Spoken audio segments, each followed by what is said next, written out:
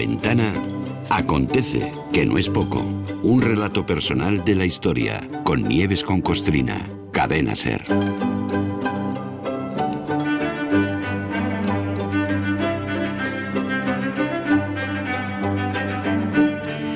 A ver, como ya hemos tenido nuestra dosis de Borbones en la ventana de la tele, Nieves, Sí. en este acontece no va a aparecer ni el Mastuerzo, ni su padre, ni su hijo, ni ninguno de ellos. Vamos a hablar de alta geopolítica, de geopolítica internacional.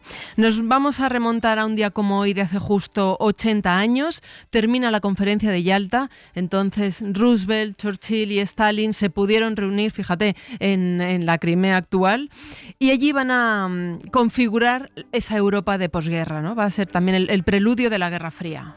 Ahí vamos, y vamos a dejar a descansar a los Borbones. Vamos con los políticos. Bastante han tenido, sí. Sí. El otro día dejamos a los tres líderes mangoneadores, que eran Churchill, Roosevelt y Stalin, reunidos en una cumbre en Teherán, diseñando la estrategia para acabar con Hitler y ganar la Segunda Guerra Mundial. Y hoy nos vamos 1 año y 2 meses después a otra cumbre, a la cumbre de Yalta, para conocer cómo decidieron que iba a ser el mundo cuando esa guerra estuviera ganada en Europa. Y hay que ver la habilidad de Stalin para llevarse a su terreno otra vez al primer ministro británico Winston Churchill y al presidente estadounidense Franklin Delano Roosevelt. O sea, los convenció para reunirse primero en Teherán, que está pues al ladito de la Unión Soviética, sí, y a donde Stalin llegó él tan pancho en su tren personal, y mientras los otros dos se jugaban el pescuezo llegando hasta Teherán en plena guerra, y se los volvió a llevar a Yalta, a la península de Crimea, a Ucrania, para este segundo encuentro, en donde preparó un escenario lo mejor que se pudo, porque después de 4 años de guerra, pues la Unión Soviética estaba devastada, estaba en ruinas. El 11 de febrero de 1945, 80 años, ¿no? Hemos dicho, sí, finalizó la conferencia de Yalta. No olvidemos ni dejemos de recordárselo a los demás que hace solo 80 años el mundo fue un infierno provocado por la ultraderecha, en donde murieron 60 millones de personas gracias a personajes como Hitler o, bueno, a sus más recientes admiradores, Elon Musk o Donald Trump. Tras la conferencia de Yalta, todos se fueron a casa con las cosas perfectamente claras y seguros de que a Hitler le quedaban 2 telediarios. Y era verdad, así era.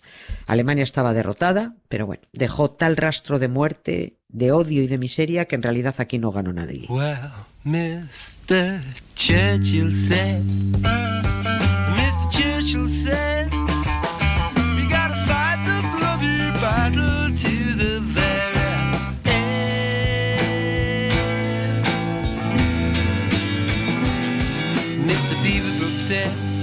Y en Yalta, aunque siguió y se consolidó la buena sintonía entre Roosevelt y Stalin, a Churchill no se le había pasado el enfado. No, ya contamos que estuvieron a cara de perro en Teherán, y es verdad, es que no se fiaba nada. Churchill no se fiaba nada de Stalin.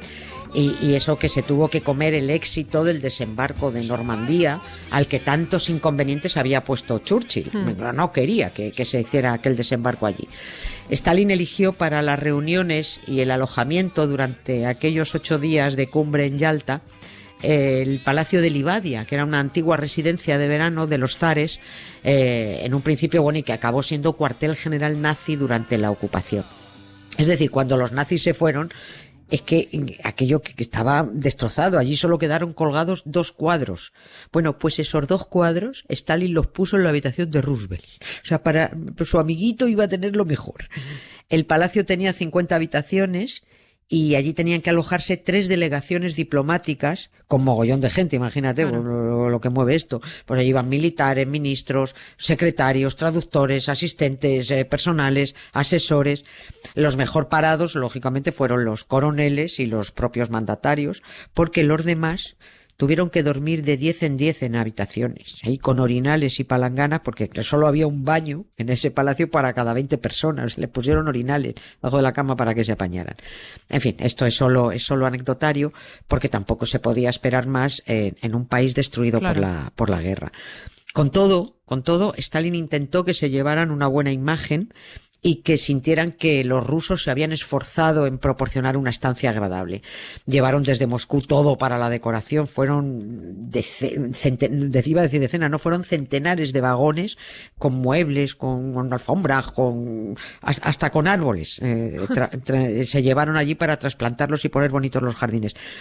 Hubo un mariscal de la delegación británica, que no sé si por meter el dedo en el ojo o porque era tonto, vio un estanque que había en las afueras del palacio y dijo: yo creía que en estos estanques habría peces rojos.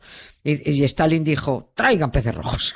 Y al día siguiente, efectivamente, los estanques tenían peces rojos. Jolín. Bueno, vamos con los asuntos que se trataron en aquella cumbre en Yalta. Sí, a ver, la cumbre arrancó con 3 asuntos en la orden del día. 1, adopción del plan de Dumbarton-Oaks. No sé si Dumbarton o Dumbarton, no sé cómo se pronuncia exactamente. Ahora contamos de qué iba esto.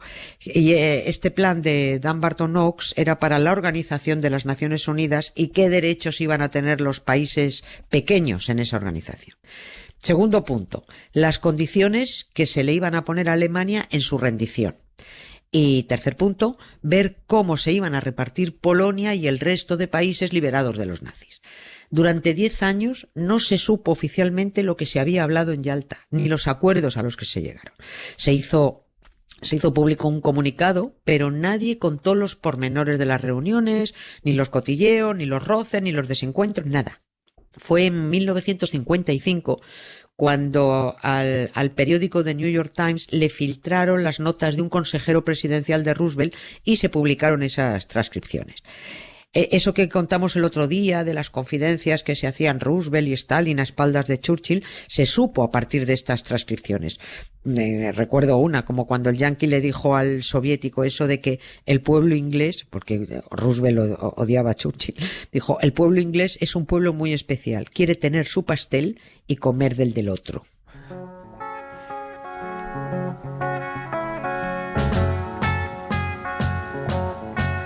Imagine me and you, I do. I think about you day and night. It's only right to think about the girl you love and hold her tight. So happy together. A ver, ¿y qué era eso del plan Dumbarton-Oaks?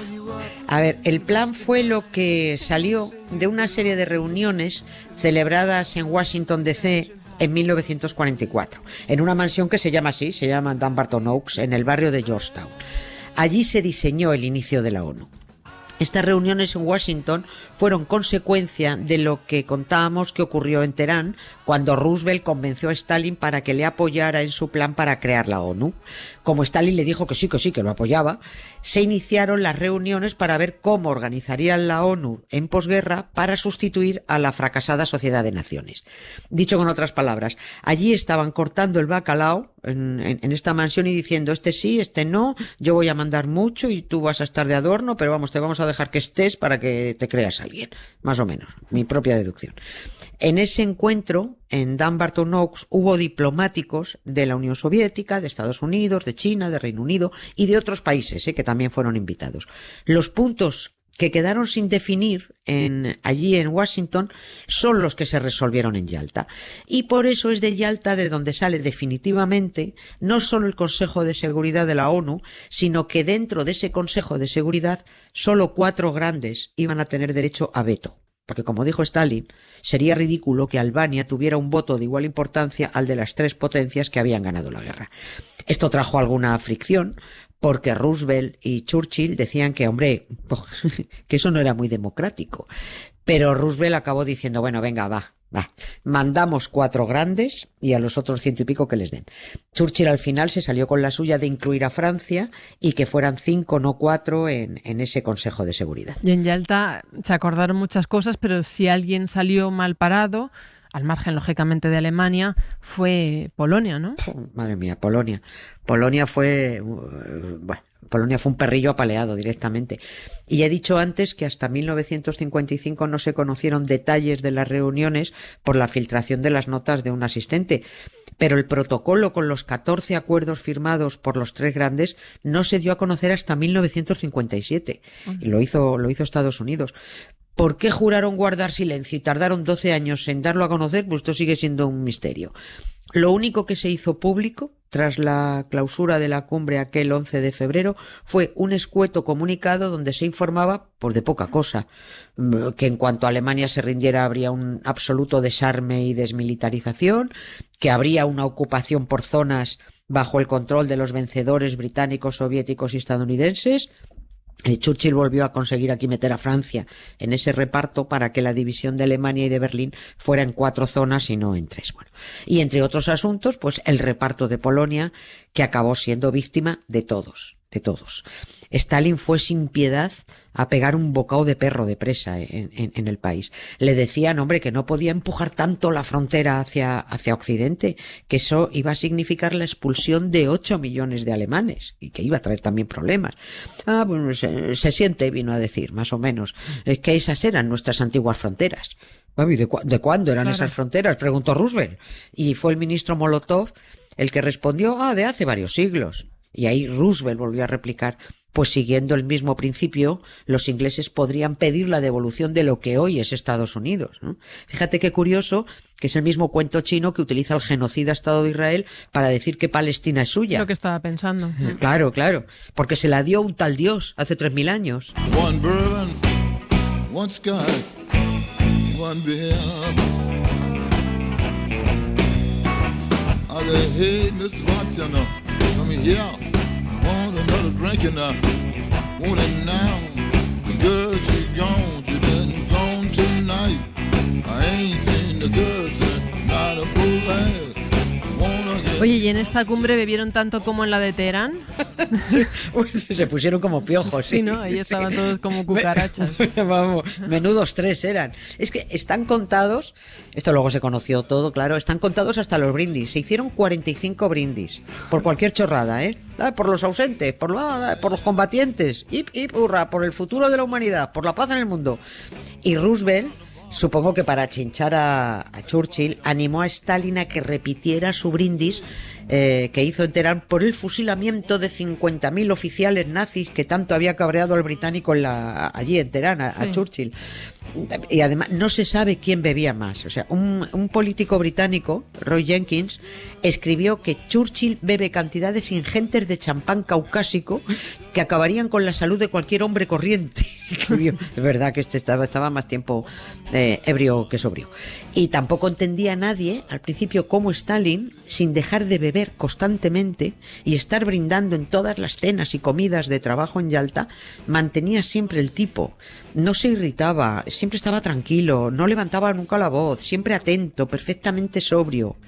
Hasta que un británico descubrió que es que Stalin se llenaba el vaso de vodka, bebía la mitad y a partir de ahí solo rellenaba con agua. Claro, estaba perfecto. De aquella cumbre en Yalta, que por cierto oficialmente se llama Conferencia de Crimea, pero nadie la llama así, salió como gran beneficiado Stalin. He dicho al principio que a Hitler le quedaban 2 telediarios, pero es que a Roosevelt le quedaba 1.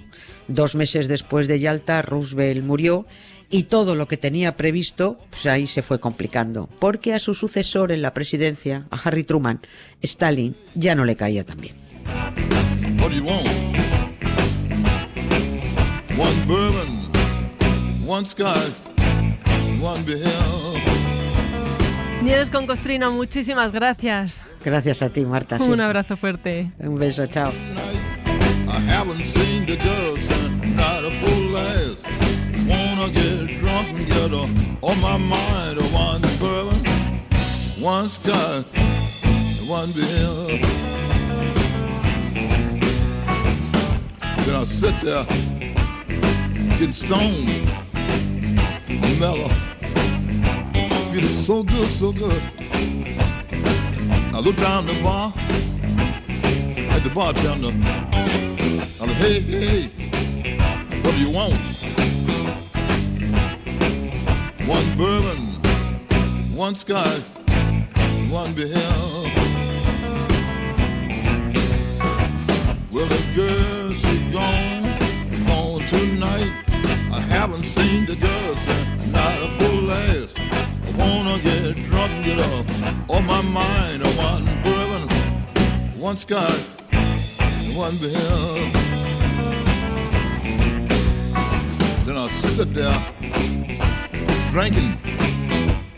After a while, I raised my head, looked on the wall, at the clock on the wall.